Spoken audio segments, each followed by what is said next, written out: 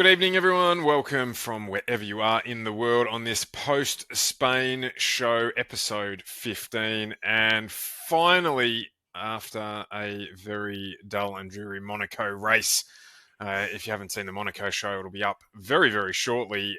We finally had some action. Rhyss, welcome to the podcast. Hello. We have just come fresh off, and there's still news rolling out, unraveling, all of those things coming out across the waves, even as we go to air now. So lots to unwrap in a podcast that's going to focus on Spain alone. We're not really going to go back and have a look at Monaco. Life got in the way, but Rhyss has put together a special for that. So jump on to TikTok and Facebook or wherever it is that you watch it, and that'll be up very, very shortly indeed. How are you, mate? I'm very well, thank you. How are you?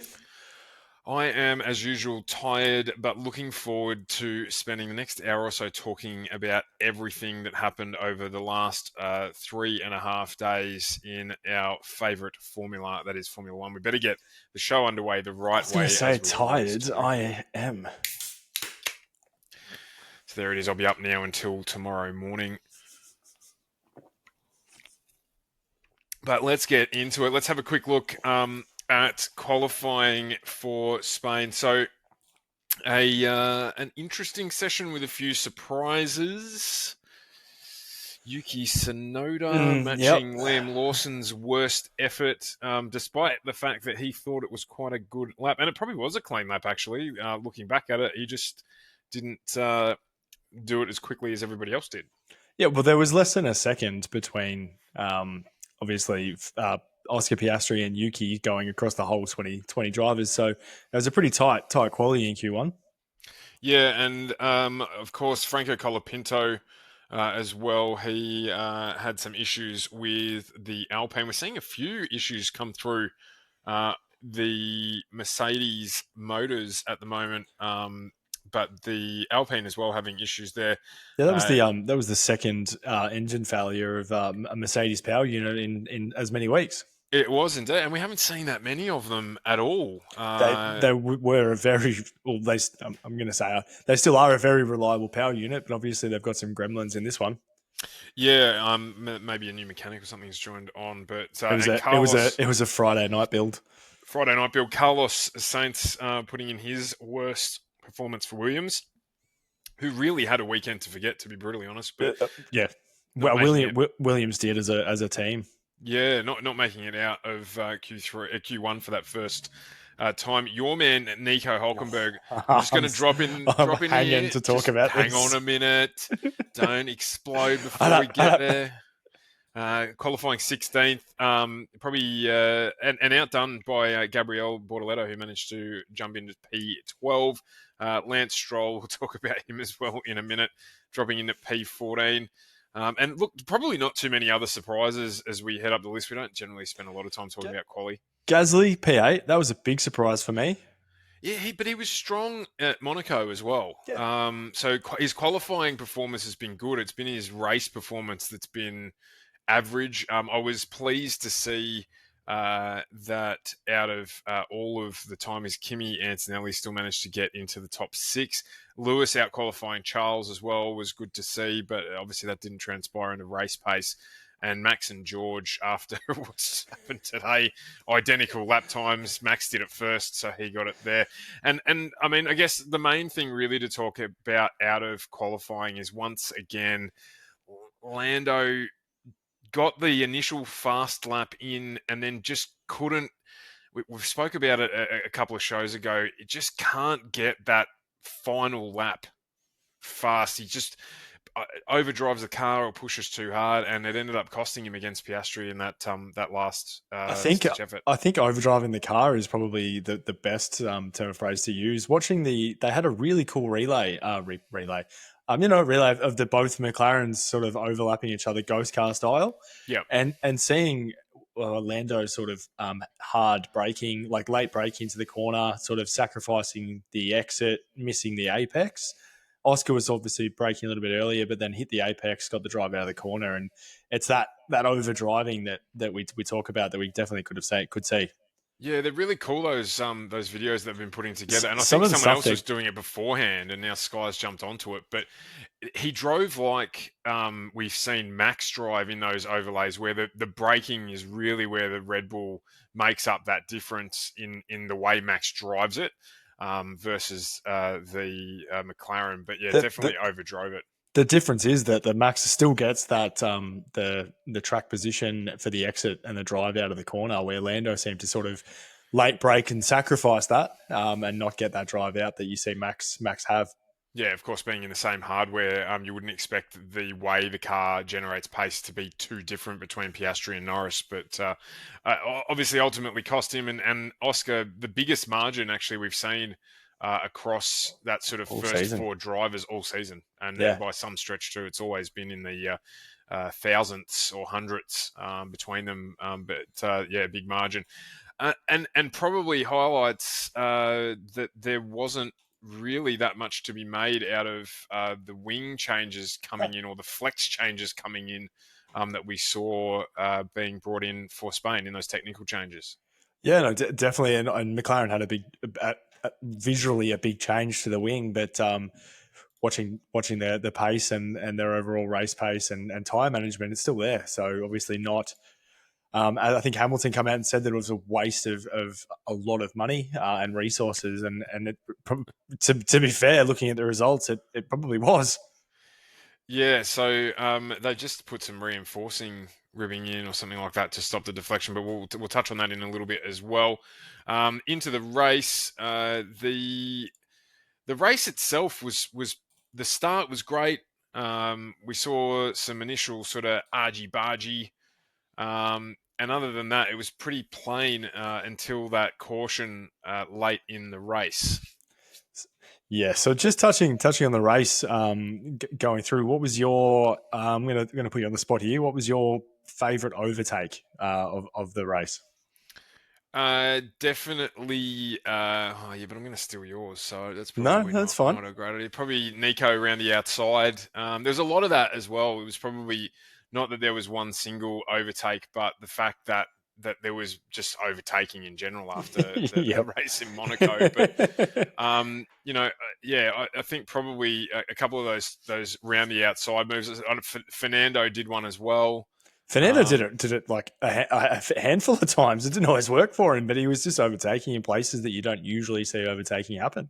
Yeah, which was good to see. Liam did it as well, but then undid his good work by trying to do it again, but from too far back into turn one. So yeah, I think probably Nico had move of the race for me. Yeah, okay. What about yourself? So I think a lot. I think stepping away from that because obviously all of what Nico did was in my highlights of my day.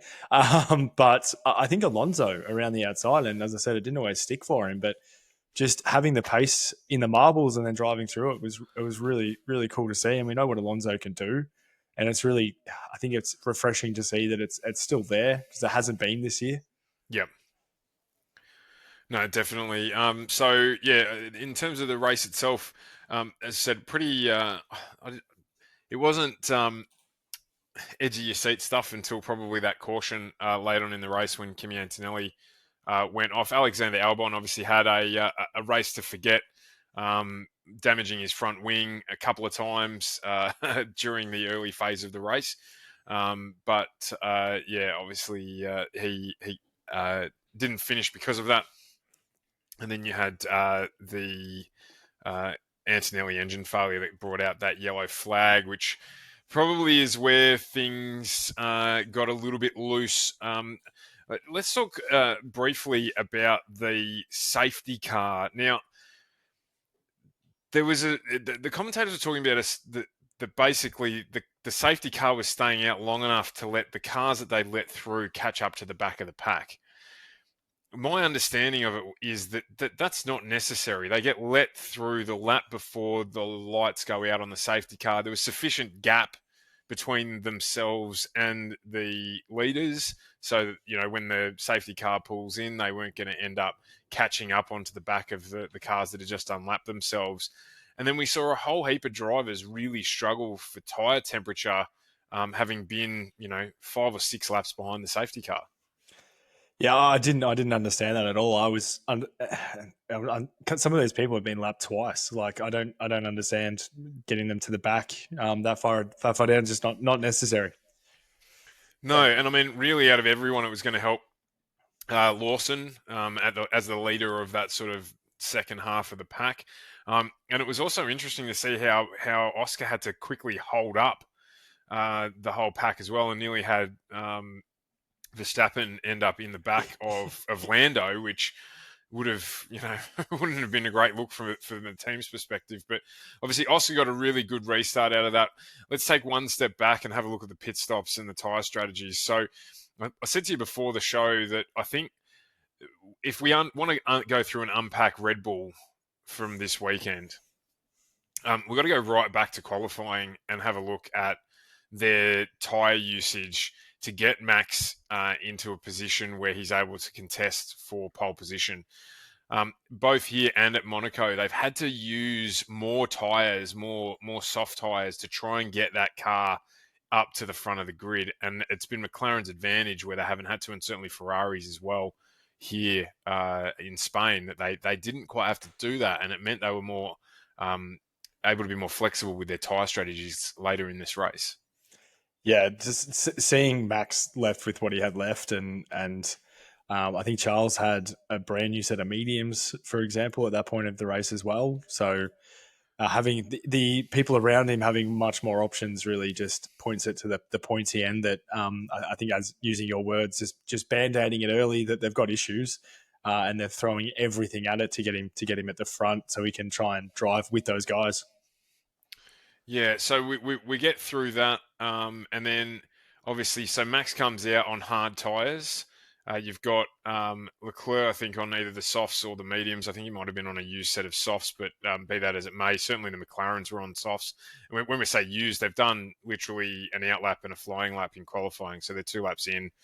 We've got 7 or 8 laps to go in the race when the pace car pulls in.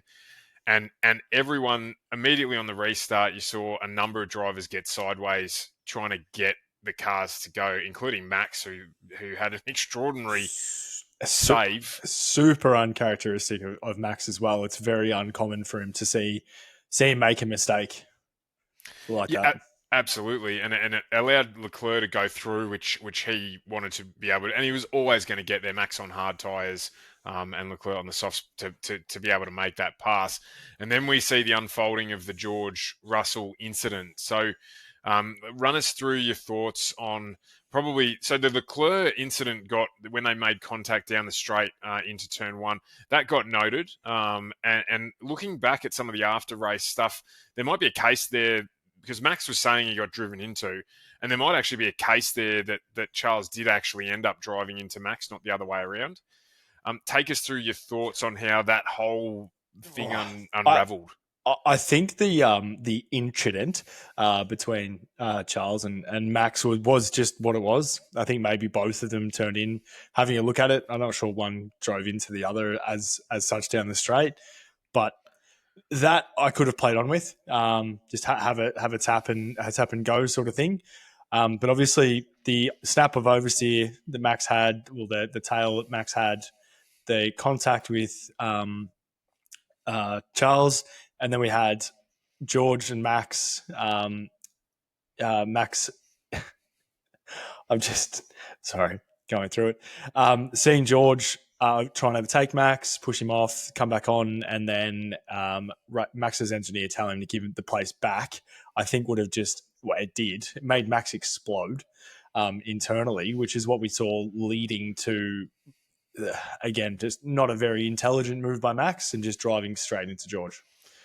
Yeah, so more than in terms of what you're thinking about that, but the incident itself, George at fault, Max at fault, play on. What are you thinking there? As in before the let's not focus on the retaliation. Let's just break through that first bit. Play on.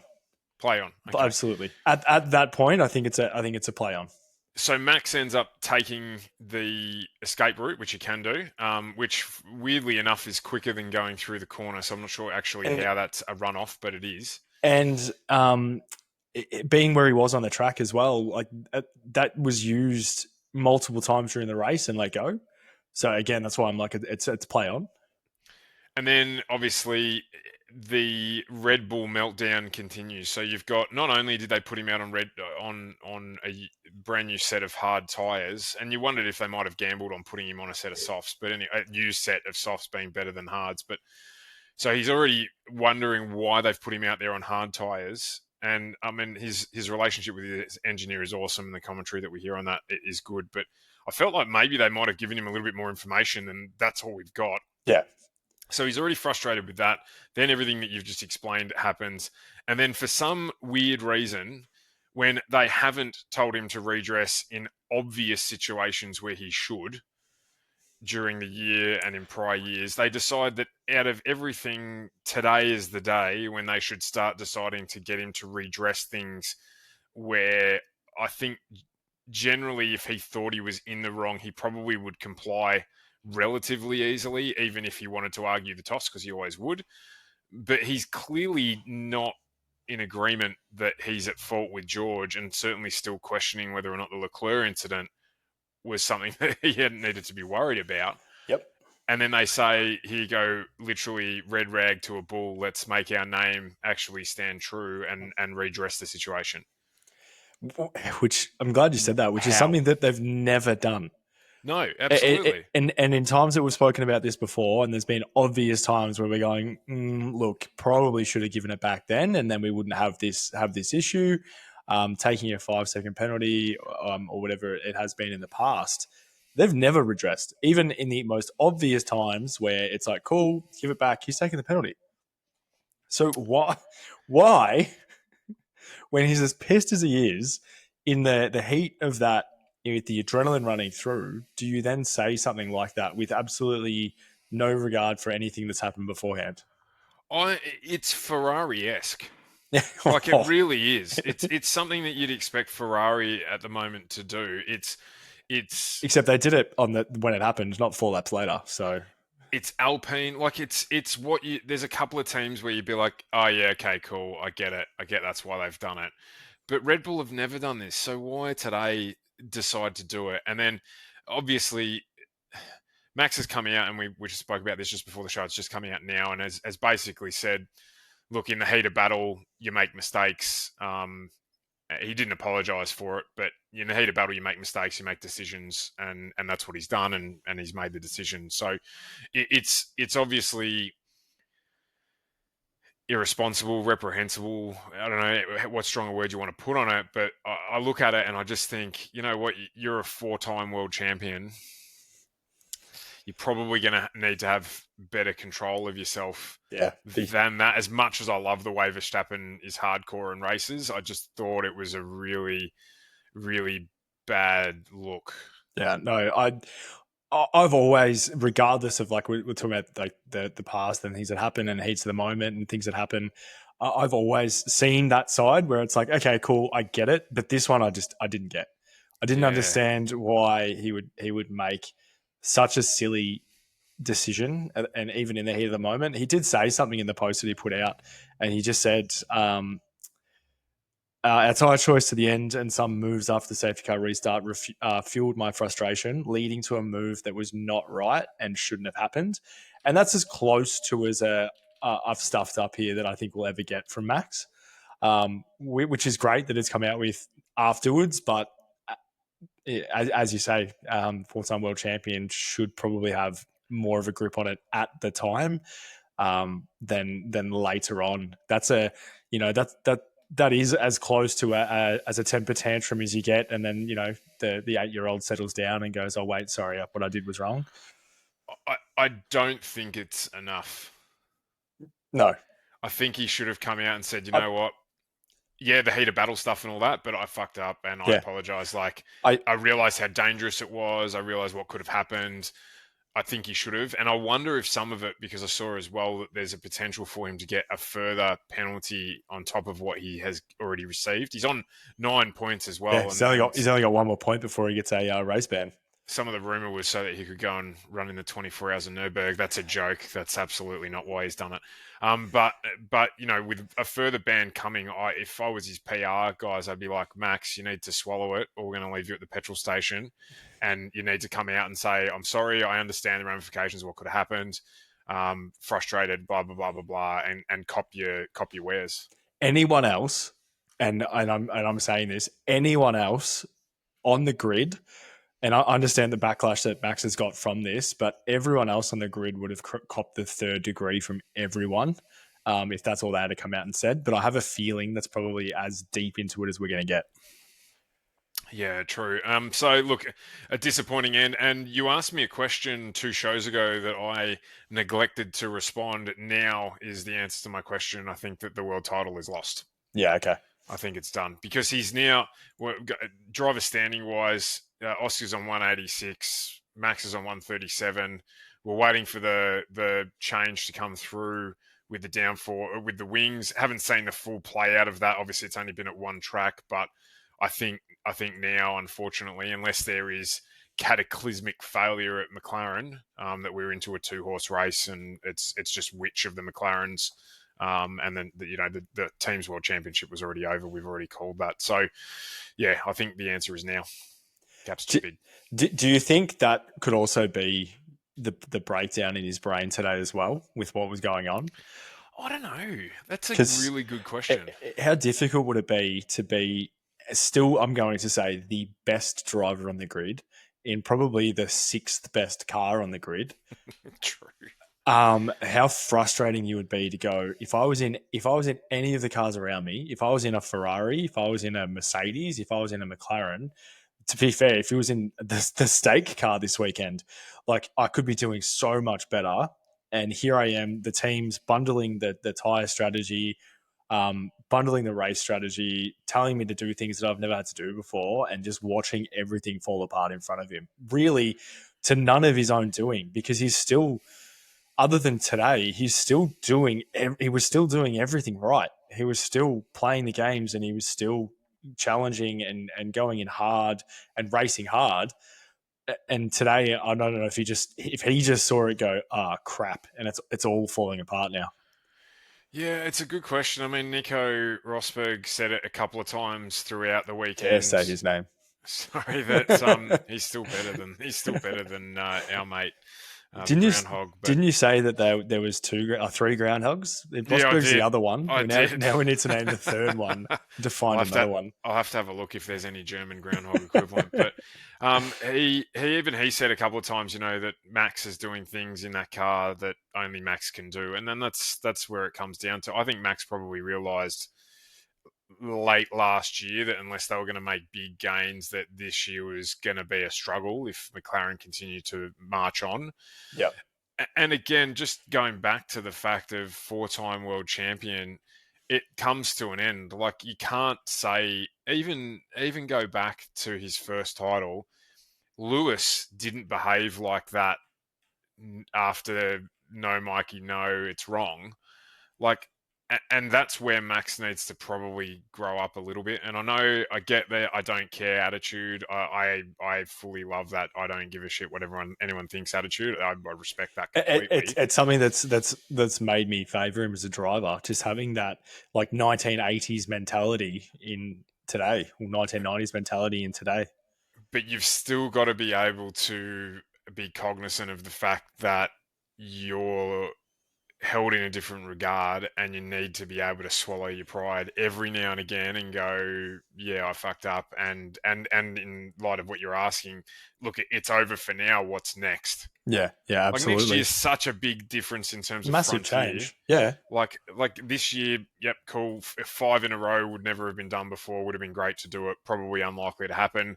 So let's move on with it and just realize what's going on and enjoy the season. Like you're still traveling the world racing cars at the pinnacle of motorsport. How bad does it get? It doesn't.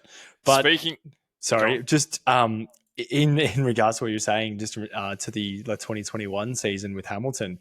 Hamilton did do some absolutely sketchy, dodgy moves, but he did them in a way that was leaving like a question, like, did he push like when he put Max into the wall? Like it's like cool. There's that question of okay, cool. Was the door open? Was the door closed? It wasn't a blatant iRacing rookie MX5 crash into like that is some that is some just absolute diabolical go-kart Mario Kart, as Lando said, stuff that just isn't there's no grey area in that. It's he stuffed up where everything that may have been done in the past where it's a little bit sketchy and something's happened. It's always been was who was in the right, who was in the wrong, where this is absolutely Max.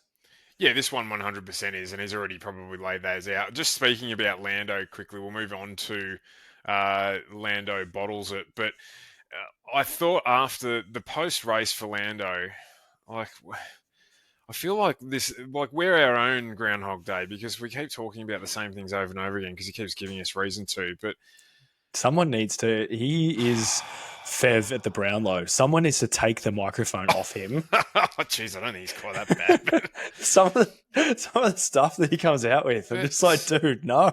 So they finish like you've got prime opportunity just to STF you, but instead they finish interviewing George, and he's like, "Oh, did you run into Max?" Yeah. yeah. And I'm just like, why? Again, talk about holding yourself out, and that's that. You know how we spoke a few episodes ago about the assistant to the jock in the schoolyard, like trying to make everybody laugh. Like, just don't say it. You just finished second. Your teammate probably, if we were going to be in the same mindset about it, just handed it to you, leading from qualifying on pole because you choked again, and he leads the championship by further again because you couldn't do anything in the race because you bottled the start again. Like, just shut up. The fact that his response was, "Did you turn into Max? Oh, I can't believe you did that. It's you should have got a penalty." It's like, no, yeah. So no doubt there'll be a new range of head wobblers out there for Lando. Can I just say that every time George is talking about Max, it does look like he's about to break down in tears. Like, absolutely. Every time they have a conversation with him about Max, he's got these big glass eyes happening like he's about to cry. Yeah, Mummy, he was mean to me again. Mummy. He doesn't... The worst thing could happen to him, and it's not Max related, and he's calm and collected. He's got himself after the race, and he's usually pretty cool in front of the cameras. As soon as Max is involved... Yeah, and like, I get My father is going to write a letter to the school. And before anyone says it, I get it. Max is in the wrong today. He fucked up. We've said that, but it's still, I don't understand his like. Yeah, no, it's just George. The tears. Just the way that he is. It was funny, however, seeing George taking his nephew around who wasn't interested in getting Lando's signature. That appealed to me greatly, but did get Oscars. So there you go. Also, do we want to have a quick chat? We'll go through the race results in a minute because I wanted to see if throughout this whole broadcast you would turn green the longer that I waited to talk about race results. And you have got a tinge. You've started to go a little green. So I'm just going to hold that one off for just one more moment. Old mate Stroll had a Veruca Salt moment again this weekend. Does everyone know who Veruca Salt is? I don't know if I'm too old or not, but if you're not sure who Veruca Salt is, you should go and check yourself out. But she's the girl out of Willy Wonka and the Chocolate Factory who cracks the shits when she doesn't get her way. And that is our nickname for Lance Stroll, is Veruca Salt. So that's who we're talking about. He didn't participate in the race. And you know what? I thought, and again, correct me if I'm wrong here, but I thought honorary Australian Valtteri Bottas was the reserve driver for them as well. I've been waiting to talk about this as well. Why did they just not drive? Don't they get fined for not being on the grid? Or is it because he qualified? But that doesn't matter. Like, they would just put him rear of field, which he was coincidentally anyway. They would just put him rear of grid. And I thought Voltaire, I was waiting for I was there so to be, excited. I was waiting for there to be 3 honorary Australians on the grid. Because of the time, I I set my alarm to get up and watch it at 11 because I'm silly, and I got You're up a madman. I got up at 4 and watched it. Yeah, you are a madman. How's that? We're saying you're mad for getting up at 4 to watch it rather than staying up until 11 o'clock at night. Crazy. It's because you and I are backwards We are. in the land of sleep. Buckled. I was like, oh, I'll get up. You know, I'll stay awake till 11. I'll set my alarm just in case. Didn't happen. Got up at 4 and watched it. And because of the gap that I had, because I was tucked into bed nice at 9:30, I was like, oh, cool. I'll wake up and Valtteri will be in the car, and this is going to be insane. And then there was 19 cars starting. I'm like, oh. Yeah, I don't know. What does it say? Why Aston Martin can't replace Lance Stroll? What's the reason here? Oh no, they've got some other guy. How did we think, or how did I think that it was going to be?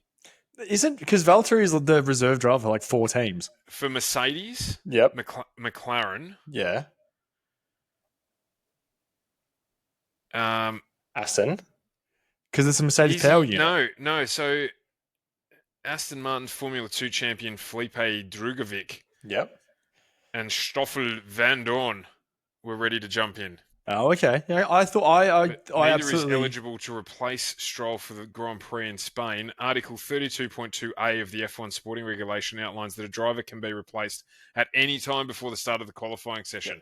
Yep, so you were spot on. That's a stupid rule. They should just rear of grid them. Yeah. Yeah, I'm not sure. Anyway. But I was absolutely with you there. I thought Bottas was the reserve driver as well. I thought he was across wanting it to happen. I thought he was across the Mercedes power units. It was just wanting it to happen. It would be like if Danny Rick just dropped in and turned a few laps. But a reason, apparently, so he, those of you who might remember, he got I thought he had a wanker's injury, but it wasn't that. It was he injured his wrist doing some other nefarious activities in the off-season. Daddy Stroll wouldn't buy him a chocolate bar at the supermarket, and he had a tantrum on the ground. Allegedly. I was there. No, it was a cycling accident. Yes, in the off-season. 2 years ago, I think, actually. Not even last season. No, it was last season. Anyway. Yes. Yeah, no, actually, I think you're right. But anyway, so they said it was a recurrence of that injury, and he had to go and have more surgery on it. But it has since come to light that might not quite be the case. Oh. He Tell me more. Apparently went back into the pits after the dismal qualifying performance that saw his teammate qualify in Q3 and him not make it, and had a little tanty where they had to call the wambulance afterwards because he was wrecking stuff in pit lane. He was full-blown off the trolley. Is what I've heard. So throwing stuff in pit lane, and as a consequence of doing that, he got grounded or re-injured his wrist, aka grounded, and got sent to his room without any dinner. Yeah, wow. So that was the cause for it. So if that's the case, obviously I don't know whether or not he'll be back for He Who Shall Not Be Named's Grand Prix in Canada, where we will see the re-emergence of the groundhog at his father's track. But I don't know if he'll be back for Canada or not. Of course, it's his home Grand Prix because he is from Canada. So, yeah, who knows? But yeah, more than meets the eye. Yeah, man, big time. He's a transformer. So anyway, yeah, very result. You know I love Transformers. Why are you trying to ruin them for me? Come on. Oh mate, we're getting out of control here. So let's try and bring it back into line. You've done a great job organising the show, and I've absolutely trashed it. So we've gone through a moment of the race. I'll give you your moment now. Now I'm going to grant points. We didn't do predictions for this race. Thank you. But had we, I was taking them. The way the coin tosses were going, I think it was my turn to pick Oscar, but you would have picked this man, the driver of the day, I would have. who was brutally overlooked for it. For driver of the day, your man, Nico Hülkenberg. Oh. Who did absolutely deliver the drive of the race. gained 5 positions in the first lap, passed Lewis Hamilton in the penultimate lap, goes from P15 to P5 in a Sauber, and still doesn't get a shoe-in for driver of the day. What the hell? Yeah, they've got to change the driver of the day thing. I mean, he literally took the boat that they have, which sailed into Monaco and sailed back out of Monaco and somehow arm wrestled it up into P5, obviously after the penalty, but P6 in the race, P5 overall. Still P6 without the incident is still insane. In a team that we thought would not score any points all season. I do also want to point out that Nico scored more points this race than Red Bull's second car has for the entire season. Yeah, wow, that is a shocking. Driving a John Deere tractor. That is a shocking statistic. It is a very bad statistic. In a team that have been focused on 2026 since 2021, that is, and Bortoletto had a good weekend as well. I know he finished outside the points. Just 12th? 12th, yeah. 12th after the penalty didn't affect him, but 12th. They had a really good weekend. I mean, they had a better weekend than Williams. Yes, yep. They had a better weekend than Haas. Yep. They had a better weekend than Alpine. Yep. Which keep going. Some might say is not all that difficult. They had a better weekend than Racing Bulls. Yep. They had a better weekend than Red Bull. Mm-hmm. There's a lot of stuff. Did they have a better weekend than Ferrari? No, probably not. No. But they're equally not in a Ferrari. No. They're in a John Deere tractor. They're in a John Deere tractor. So what Same a green and weekend for everything. him. Oh. And how many people would have been like, why did they hire Nico at the start of the year? Yeah, big time. Absolutely.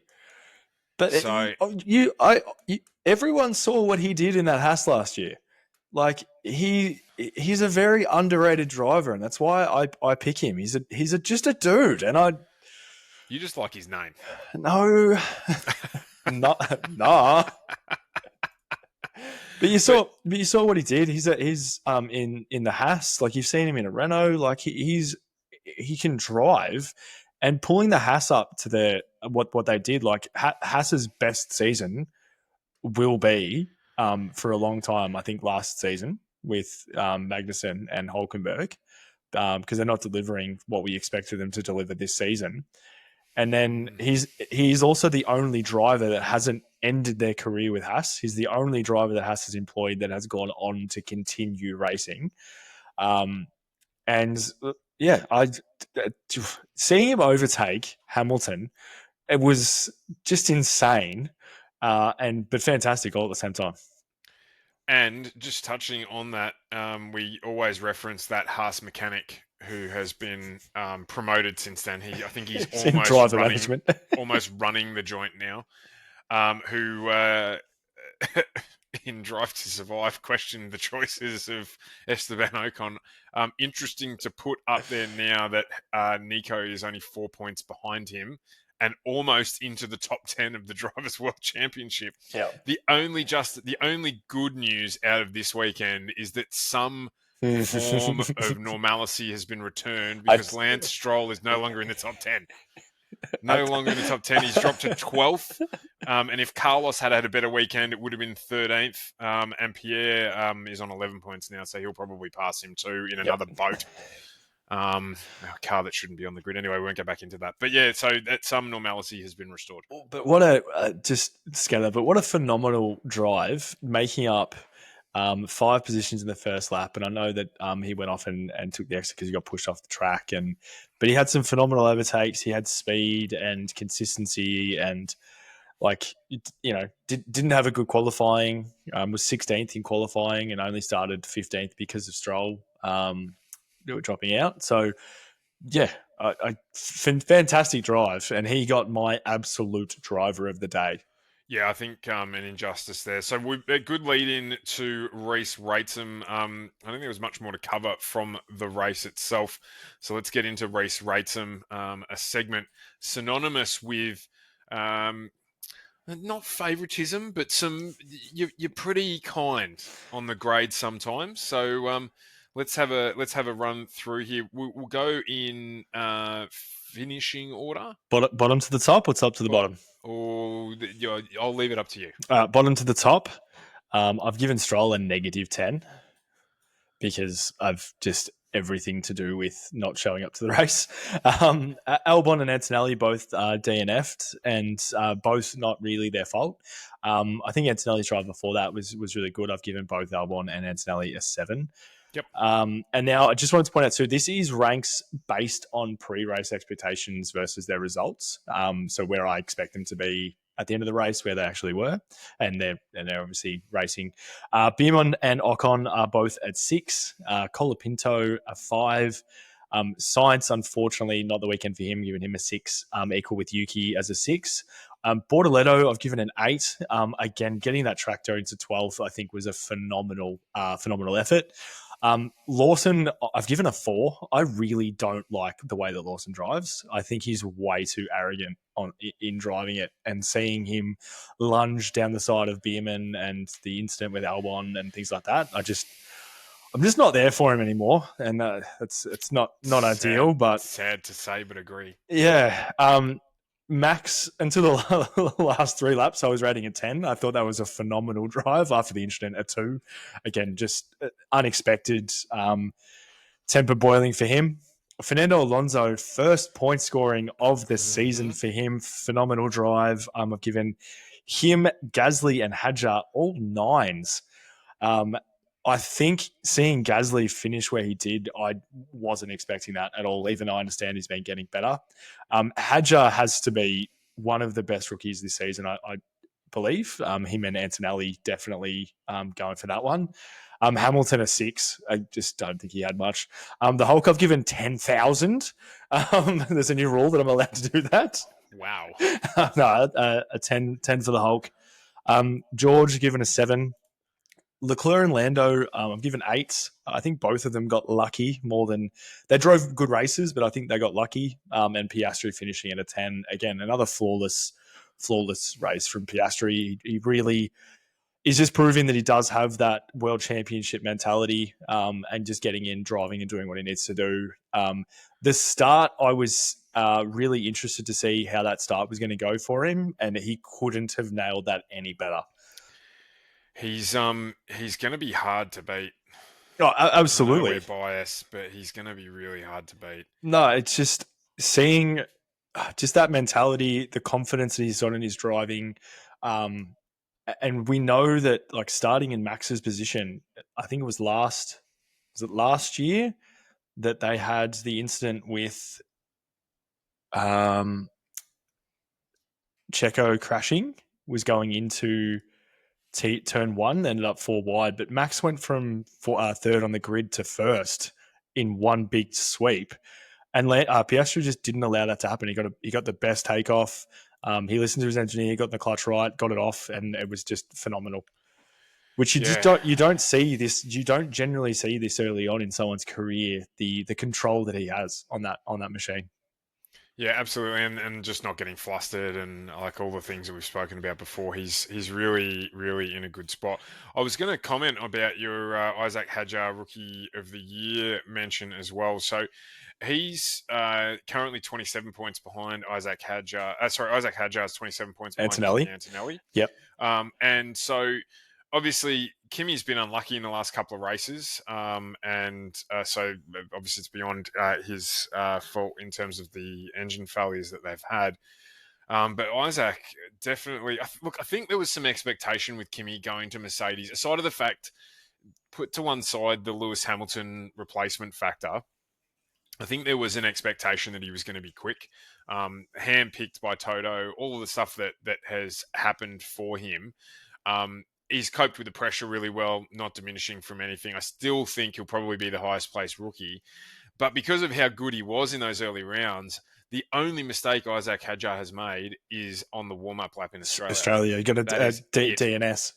That is it. Yep. And other than that, in a car where, Yuki wasn't quicker than him all the time in it, for the limited time that he was in there. And look, other than the last 2 races, really, Liam has been a fair way behind big time. Isaac in terms of pace. Yeah. Um, agree with you 100% on Liam's racecraft as well. So Isaac, for me, probably is still going to be rookie of the season ahead of Kimi because Kimi's in a car that's capable of doing what Kimi's doing Yep. in it. Yeah, Kim is the only rookie given the keys to a top line car.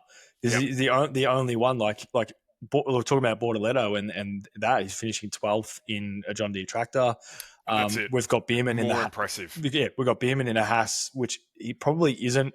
Bierman probably isn't living up to the hype that I expected him to be, and I don't know if that's team himself or machinery. He is exciting, but I don't know if that's just the machinery that he's in. And Haas didn't take the step forward that I was expecting this season. Seeing what they did last year, I expected them to have that that leap forward that they just haven't done.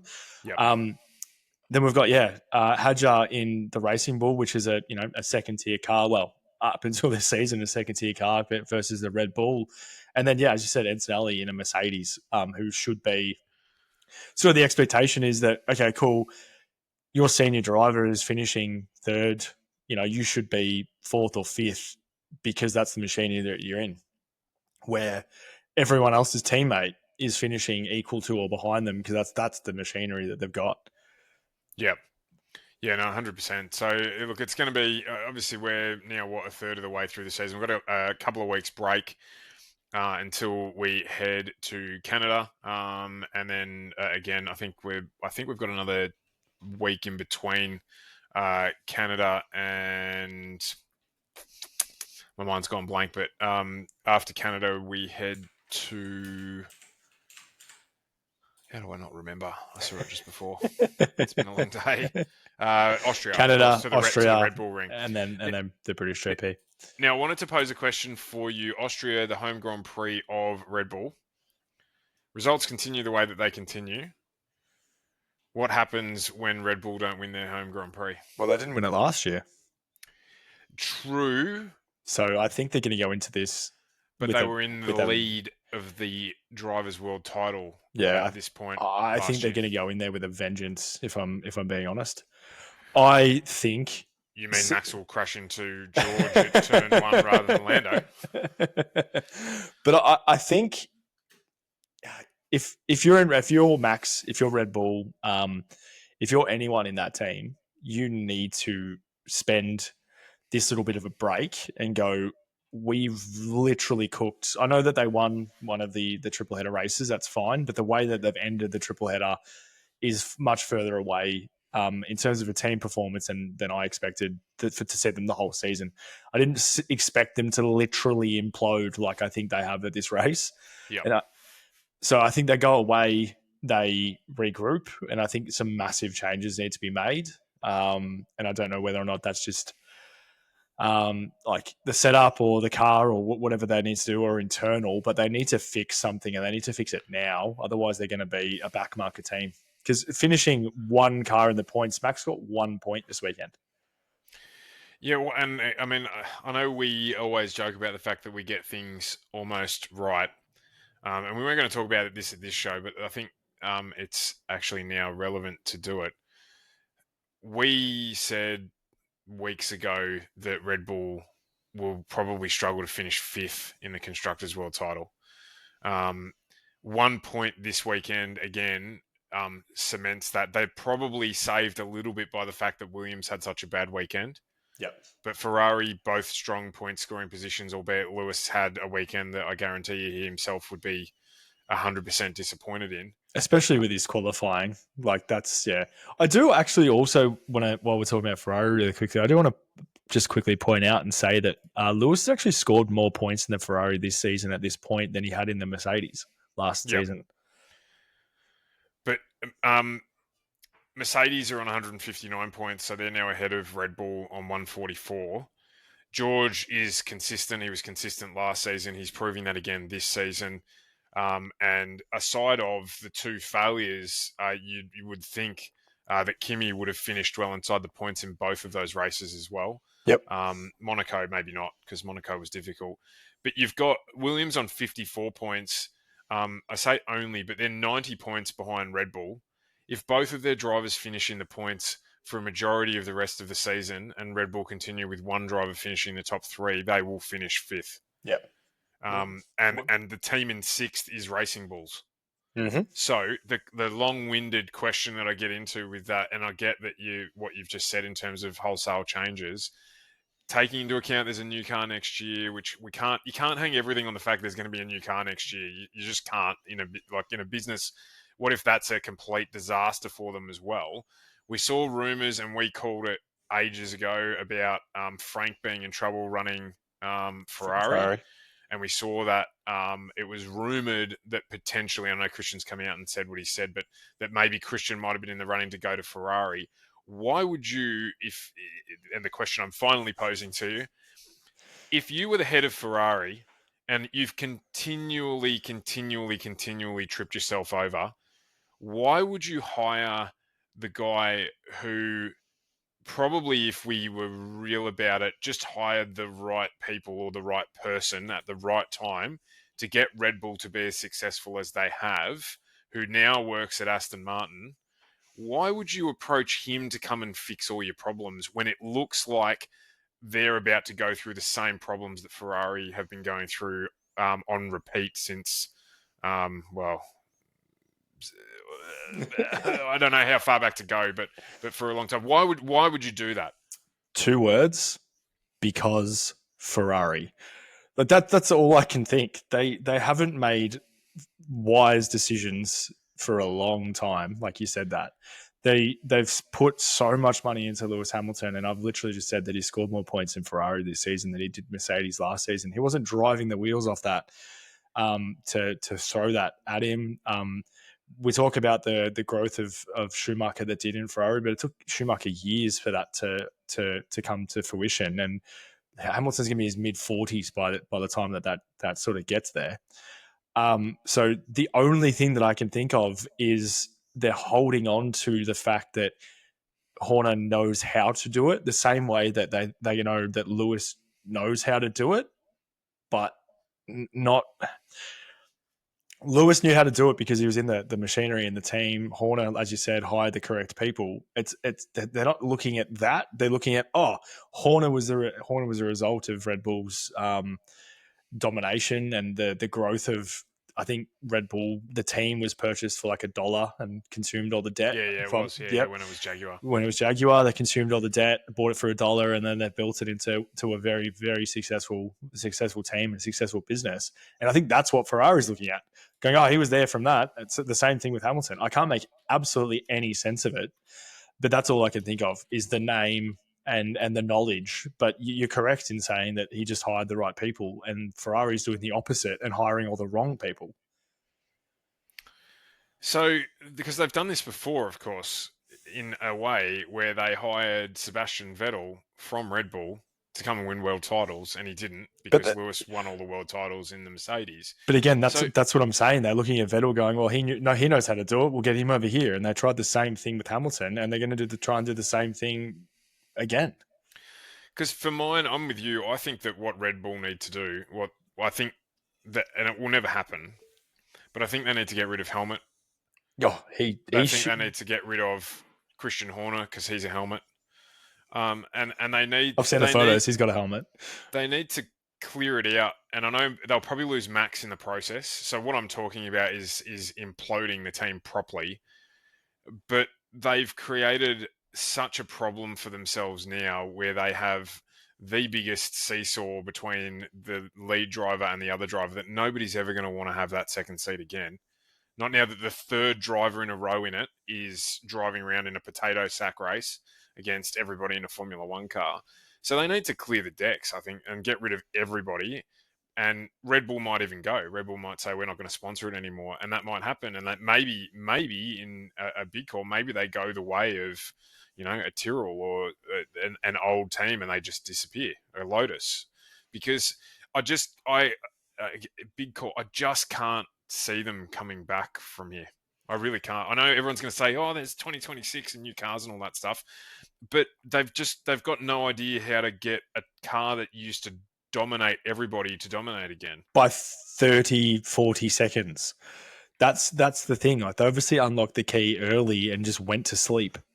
and Yeah, like didn't keep developing it to keep going. But you do also have to think that next season is a completely different car, and on the other side of it, they might think, "Oh crap, we've spent all this money, we've done all this work on this car that suited Max. It doesn't suit anyone else, so let's not do that next season." And that's where I come back to. I don't think Max will be racing in Formula One next season. yeah, because I was going to say you're right, but if they do that, then they risk not building the car around Verstappen and him saying, "Well, I'm not in. I don't like the way this car drives, so I'm leaving." So you're right. I'm going to reiterate it again. I can't. In the current situation, I don't think Max will race Formula One in 2026. I don't. Well, we know there's that, or we believe there's that contract clause for him to get out of Red Bull. You did bring this up. I know we're getting to the pointy end of the timing, but you did bring this up at a really good time because in that clause there was a points clause that he had to be so far away, and there has been some tinfoil hat activity in saying that's why he drove into George. Yeah, I can't see that. I think that was heat of the moment stuff. I can't say that that's the reason to do it because you risk so much more doing that, and that's why it's such a silly thing for him to have done. Than In saying that, I wouldn't. If we were talking yesterday, and you told me, I reckon that Max is going to deliberately crash into George around the corner, I would have been like, no, he's not. But he's done it. So there's sillier things to have done, and that's what he did was one of them. if you had brought that up to me yesterday, I would have said, "Thank God," because he needs something. But now that it's happened, I'd feel really bad. So. But look, there's obviously lots of permutations that can come, and I know we get flack and crap and stuff from people in our socials all Bring the it time on. about some of the stuff that we say. So let us know what you think. But I think that Red Bull clear the decks. We'll reflect on this at show 60 when Red Bull doesn't exist anymore, and we'll say we were right. But it has that. You know what it has? It has that Chicago Bulls feel about it where they're like, we'll go around one more time. It's our title to defend. And then we'll get rid of everybody that made the organization good. And then we won't win another championship forever. That sporting feel that teams go through. It's just got that feel about it where you can't come back. You can't rebuild from this. You're at the end. The times were great. Let's turn the lights out on the way out the door. I'm a West Coast Eagles supporter, mate. I know exactly what you're talking about. Like they should have rebuilt. They and to be honest, they probably should have. And as I said, they unlocked a rocket ship and then went to sleep and didn't keep developing it like they should. And that's when, if okay, cool, that we've got the car, we're going to do this. That's when they should have started to think 2026. That's when they should have not let everyone walk away and let the inside implode, but make some executive decisions that makes it look like we're a team in charge. This is what we're going to do. This is what's happening, and not the opposite of there's internal issues here and everyone's walking away. Yeah, because the Bulls took charge. The Bulls took charge and they did that. And I mean, they stuffed themselves and haven't really been anything since. But but they at least they took charge and did it. It's one of those annoying things about sport that you'll never know what could have been if Christian had just left and Adrian had stayed, and what might have happened then.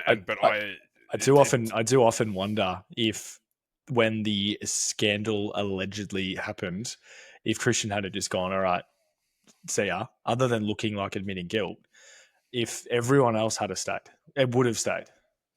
Yeah, I don't know. As I said, it's one of those annoying things about sport. There's so many permutations of things that could have happened, should have happened, would have happened, but we've got what we've got in front of us, and the only thing that we know is that at some stage, Lance Stroll will be replaced at Aston Martin. That's the only thing that we can guarantee will happen at some stage, but let's see what is what. So we're getting to the end here of the podcast, and we do have another episode coming up for you next week, which will be a in-between race event, of course, with us heading to Canada in 2 weeks' time. So we'll keep an eye on all this Max Verstappen stuff and bring you an update on that during the week. With that as well, if there is anything our millions of listeners at home do see in the social news and in media or anything like that, you guys want us to get our opinion on, flick us through a message or just comment below, and we'll touch base on it. Yeah, absolutely. So jump on. We're on TikTok. Obviously, this is on YouTube and Spotify. So thank you to everybody who listens and subscribes on that. But don't forget to drop a subscription if you're just dropping by, so you can get a notification of when we release an episode, which is pretty much every week, unless our day jobs do get in the way of getting it done, which doesn't happen too often. So as always, thank you for tuning in to The Top Step. I am Stuart Brown. I'm Rhyss Ashmore. And that is another week in the books. We will catch up with you next week. Thank you very much for listening. See you. Well, that's a checkered flag. We're at the end of the race. Thanks for tuning in. You kept up the pace. Rhyss and Stu, we're signing off today. But don't forget to like, subscribe. Drop your predictions down in the comments below. Who's taking the win? We gotta know from the top step. We'll see you next time.